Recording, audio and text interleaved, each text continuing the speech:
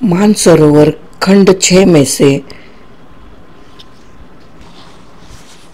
परीक्षा नाम की कथा प्रसिद्ध लेखक मुंशी प्रेमचंद जी की द्वारा लिखी परीक्षा नाम की कथा सुनते हैं। नादिर शाह की सेना ने दिल्ली में कत्लेआम कर रखा है। गलियों में खून की नदियां बह रही है। चारों तरफ हाहाकार मचा हुआ है। बाजार बंद है। दिल्ली के लोग घरों के द्वार बंद किए जान की खैर मना रहे हैं। किसी की जान सलामत नहीं है। कहीं घरों में आग लगी हुई है, कहीं बाजार लूट रहा है। कोई किसी की फरियाद नहीं सुनता। रईसों की बेगमें महलों से निकाली जा रही है और उनकी उनकी बेआबरू की जाती है। ईरानी सिपाहियों की रक्त पिपासा किसी तरह नहीं बुझती। मानव हृदय की क्रूरता, कठोरता और पैसा चिकता अपना विकरालतम रूप धारण किए हुए है। इसी समय नादिर शाह ने बादशाही महल में प्रवेश किया। दिल्ली उन दिनों भोग विलास का केंद्र बनी हुई थी। सजावट और तकल्लुफ के सामानों से रईसों के भवन भरे रहते थे। स्त्रियों को बनाव श्रृंगार के सिवा कोई काम न था। पुरुषों को सुख भोग के सिवा और कोई चिंता न थी। राजनीति का स्थान शेर शायरी ने ले रखा था। समस्त प्रांतों से धन खींच खींच कर दिल्ली आता था और पानी की भांति बहाया जाता था। वेश्याओं की चांदी थी। कहीं तीतरों के जोड़ होते थे, कहीं बटेरों और बुलबुलों की पालियां ठनती थी। सारा नगर विलास निद्रा में मग्न था। नादिर शाही महल में पहुंचा तो वहां का सामान देखकर उसकी आंखें खुल गई। उसका जन्म दरिद्र घर में हुआ था।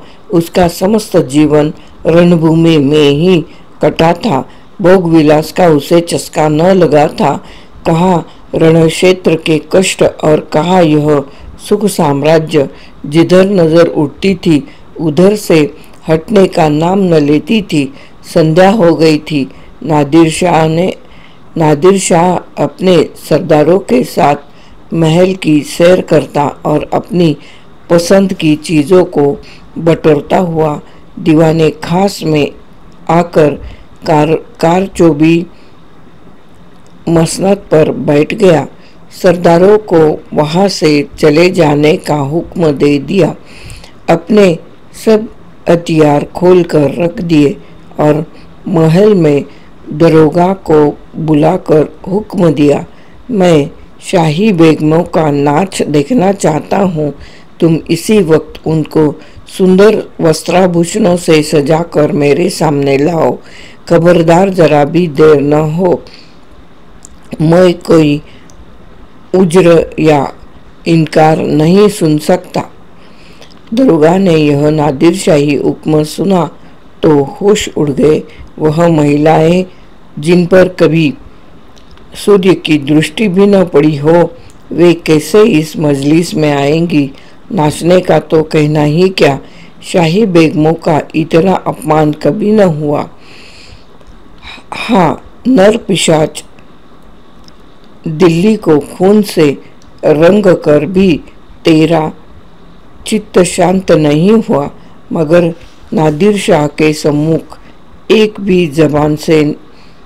शब्द भी जबान से निकालना अग्नि के मुख में कूदना था। सिर झुकाकर अदा बजा लाया और आकर रनिवास में सब बेगमों को नादिर शाही हुक्म सुना दिया। उसके साथ ही यह इत्तला भी दे दी कि जरा भी तामुल मतलब सोच विचार संकोच न हो, जरा भी तामुल न हो। तामुल मतलब सोच विचार संकोच न हो। नादिर शाह कोई उम्र या हिला न सुनेगा। शाही खानदान पर इतनी बड़ी विपत्ति कभी नहीं पड़ी, पर इस समय विजयी बादशाह के आज्ञा को शिरोधार्य करने के सिवा प्राण रक्षा का अन्य कोई उपाय नहीं था। बेगमों ने यह आज्ञा सुनी तो हतबुद्धि सी हो गई। सारे रनिवास में मातम सा छा गया। वह चहल पहल गायब हो गई। सैकड़ों हृदयों से इस अत्याचारी के प्रति एक शाप निकल गया। किसी ने आकाश की ओर सहायता मांगने की नजरों से देखा, किसी ने खुदा और रसूल को सुमिरन किया, पर ऐसी एक महिला भी न थी जिसकी निगाह कटार या तलवार की तरफ गई हो। यद्यपि इनमें कितनी ही बेगमों की नसों में राजपुतानियों का रक्त प्रवाहित हो रहा था, पर इंद्रिय लिप्सा ने जौहर युद्ध में शत्रु की विजय निश्चित हो जाने पर राजपूत स्त्रियों का दहकती हुई विशाल चिता में प्रवेश करना मतलब जौहर की पुरानी आग ठंडी कर दी थी। सुखभोग की लालसा आत्मसम्मान का सर्वनाश कर देती है।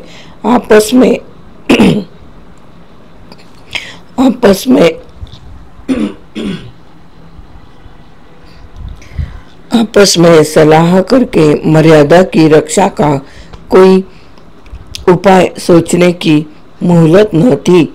एक एक पल भाग्य का निर्णय कर रहा था।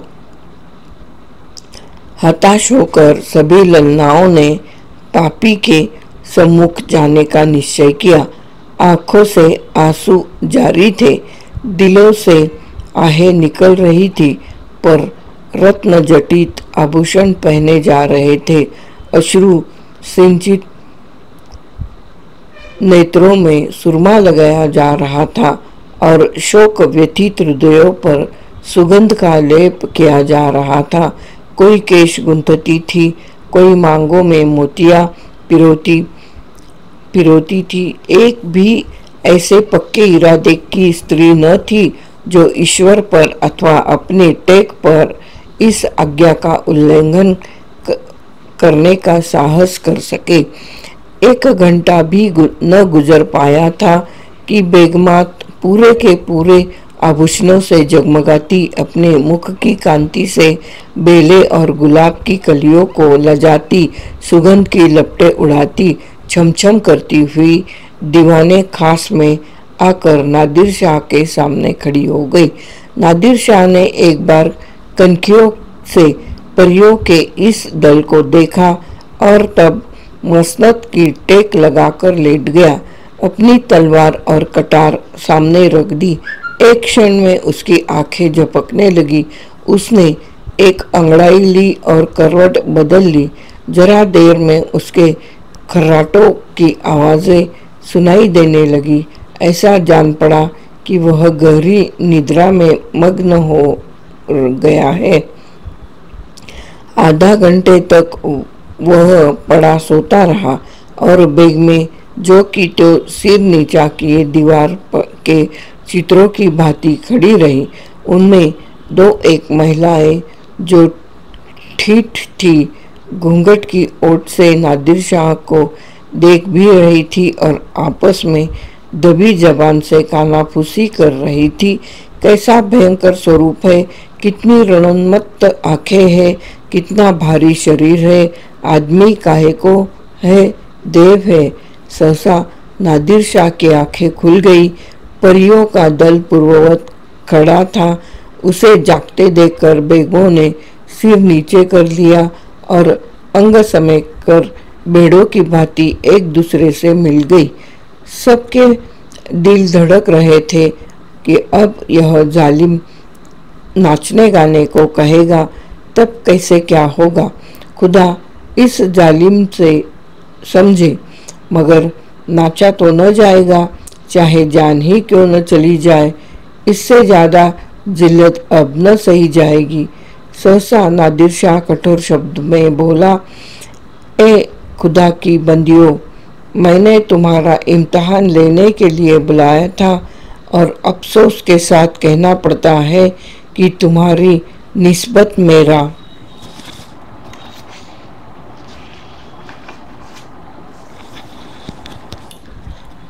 जो गुमान था वह हर्फ ब हर्फ सच निकला। जब किसी कौम की औरतों में गैरत नहीं रहती तो वह कौम मुर्दा हो जाती है।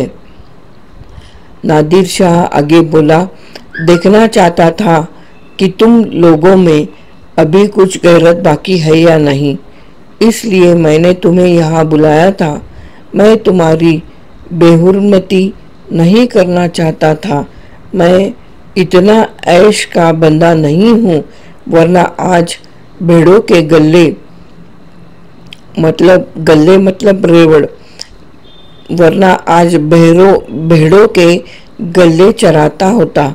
न इतना हवस परस्त हूँ, वरना आज फारस में सरोद और सितार की ताने सुनता होता, जिसका मजा मैं हिंदुस्तानी गाने से कहीं ज़्यादा उठा सकता हूँ।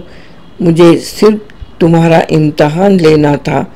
मुझे यह देखकर सच्चा मलाल हो रहा है कि तुम में गैरत का जौहर बाकी न रहा। क्या यह मुमकिन न था कि तुम मेरे हुक्म को पैरों तले कुचल देती? जब तुम यहाँ आ गई तो मैंने तुम्हें एक और मौका दिया।